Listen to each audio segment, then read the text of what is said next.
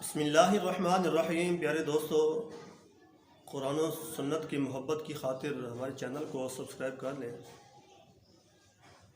آج ہم آپ کے سامنے ایک حدیث پاک پیش کرنے لگے ہیں اور ایک دعا بھی دنیا اور آخرت کی بھلائی کے لیے، دونوں جہاں میں انشاءاللہ بھلائی آپ کو ملے گی۔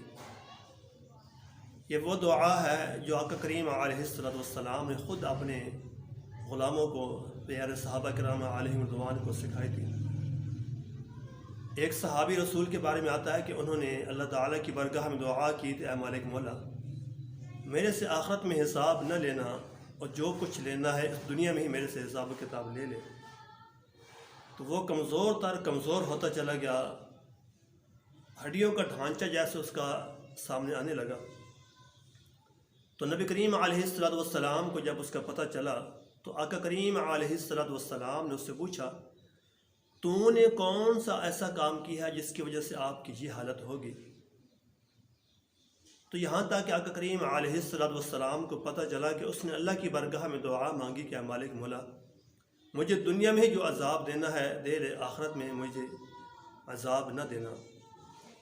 تو اللہ تعالیٰ کے محبوب علیہ السلام نے اس کو بڑی سختی سے منع فرمایا، ناراض ہوئے، فرمایا کہ آپ کو اتنی طاقت ہے کہ آپ اللہ کے عذاب کا سامنا کر سکیں؟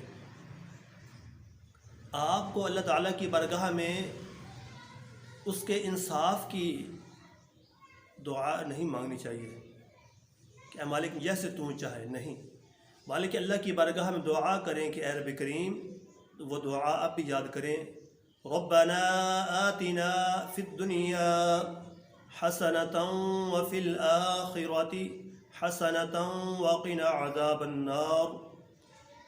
اللہ کی بارگاہ میں دعا ایسے کیا کرو کہ اے مالک مولا، مجھے دنیا میں بھی بھلائی عطا فرما اور آخرت میں بھی بھلائی عطا فرما۔